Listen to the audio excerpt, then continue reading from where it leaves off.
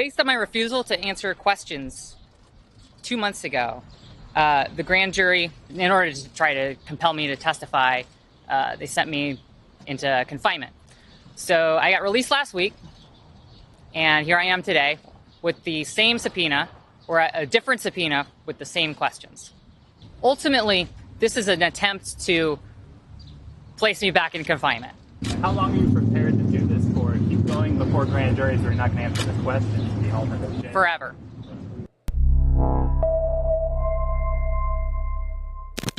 Welcome to the Real News Network. I'm Mark Steiner, and that was earlier today, before Chelsea Manning went inside to appear before the grand jury. She refused once again to testify, as we all know, and was jailed for up to 18 months. As we know, on May the 9th, Chelsea Manning was released from jail because the term of the last grand jury impaneled, which refused to testify, expired. She was served a subpoena to testify for this new impaneled grand jury investigating Julian Assange. As you can tell from her statement, she refused to cooperate, and Judge Anthony Trenga sent her back to jail.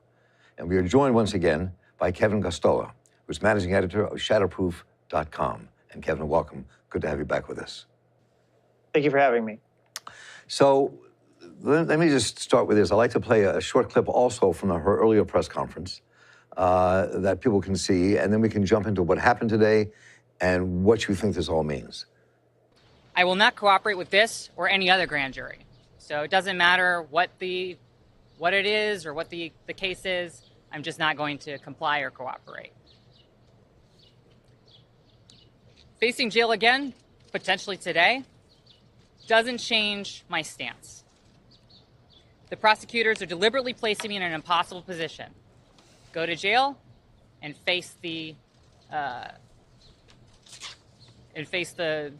prospect of being held in contempt again, or in the alternative, foregoing my principles, the strong positions that I have, that I hold dear.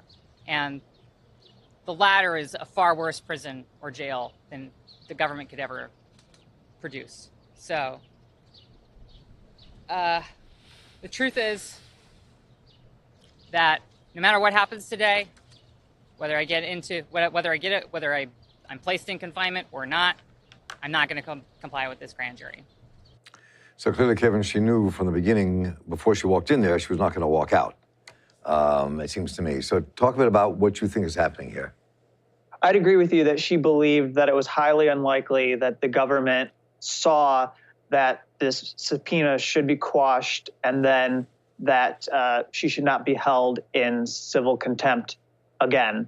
And so what's important about today's developments is that we saw the first time around that she was held in civil contempt, and then for more than 60 days, about 2 months, she was sent to jail. And the implications of that were severe. And even early on, she was held in prolonged solitary confinement. And those conditions were harsh.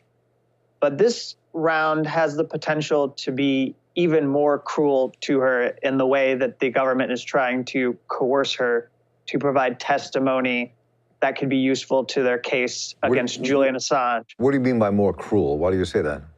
Because there's now a financial penalty.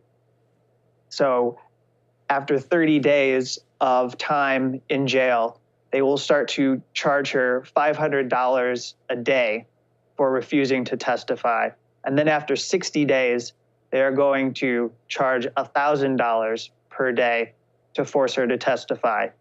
Now, she does have a strong group of supporters. They're the same people who made her commutation possible. They're the same people who put the pressure on Barack Obama's administration to give her her freedom.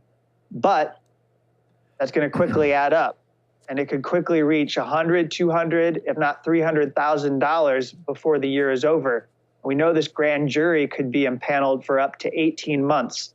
And that's the duration for which she could be kept in jail. And so that price tag is going to add up. And she says she will not betray her principles, but I believe she was making that calculation before she knew that one way they can punish you or coerce you into testifying is to give you this fine on a daily basis.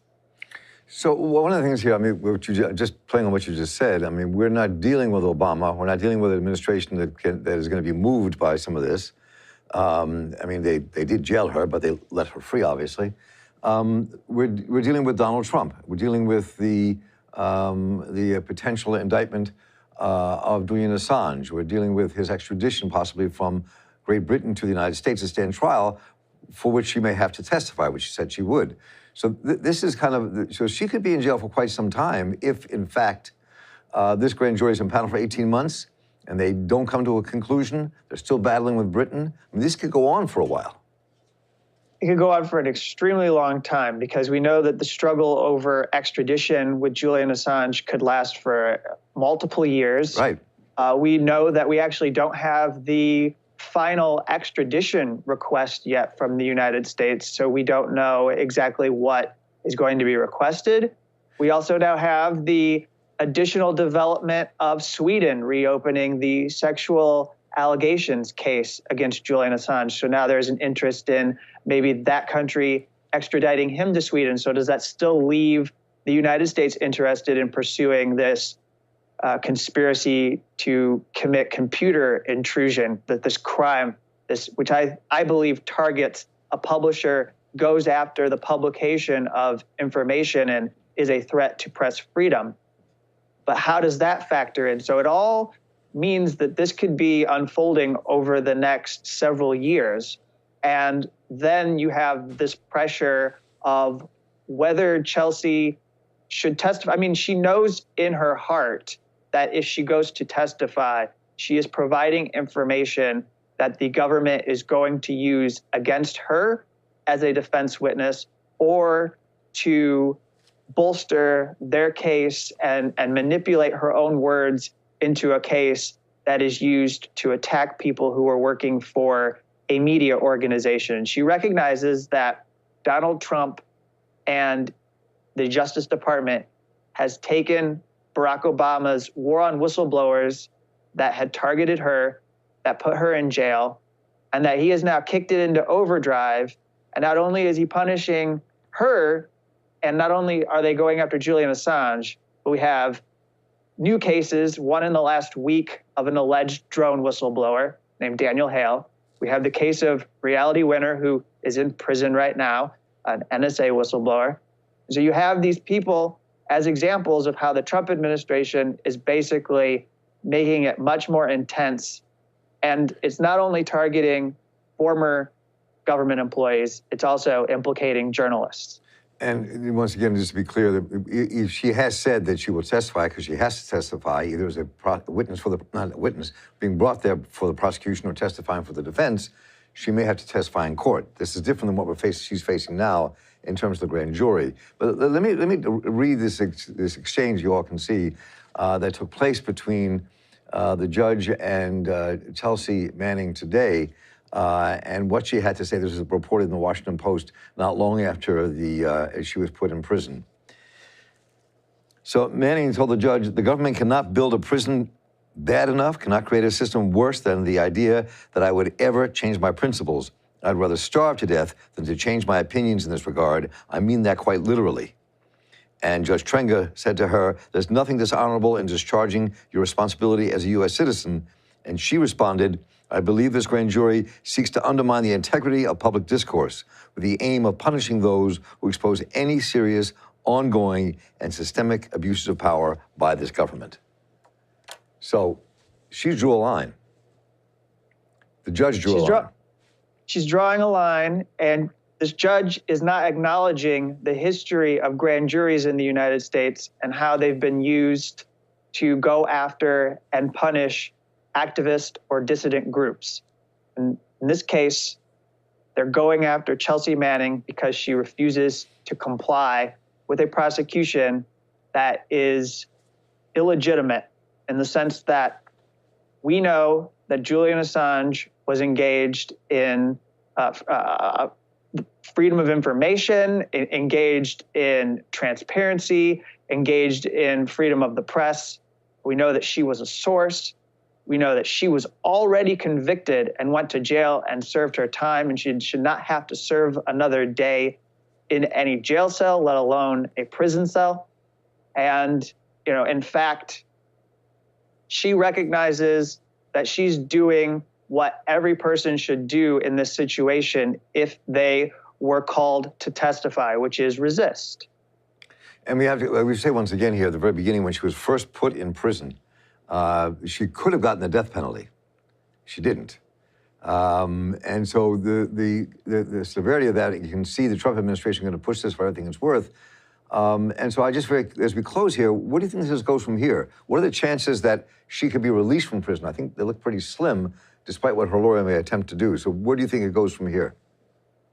Where it goes from here is it's a whole new process. So the appeals were exhausted in the first round, but now they have another chance to appeal, and they have a new judge who made these decisions. So they get to go up through the appeals court again.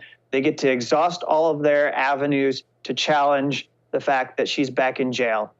And then after that, it becomes a test of will.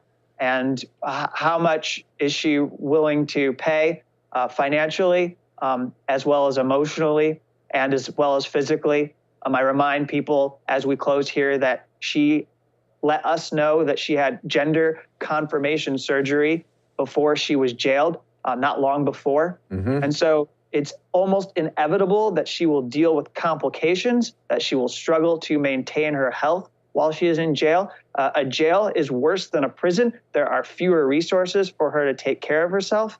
And so there's no way that she's going to be able to avoid having medical problems while she was in there, let alone psychological issues. She will be re-traumatized day in and day out. And that's something that she's going to be dealing with in her spirit. But she's made it clear, as she has asserted before the press, that she intends to stay strong and resist. And I think we have to take that seriously. And in fact, the U.S. attorneys are taking it seriously because they've escalated and decided to impose a financial penalty. And as she said, she would rather starve to death than buckle. So, Kevin Costello, thank you once again. Thanks for your work at Shatterproof.com. Good to have you with us, and we'll be checking in, of course, obviously, as this develops. Thank you. And I'm Mark Steiner here for the Real News Network. Thank you all for joining us. We'll stay on top of this. Take care.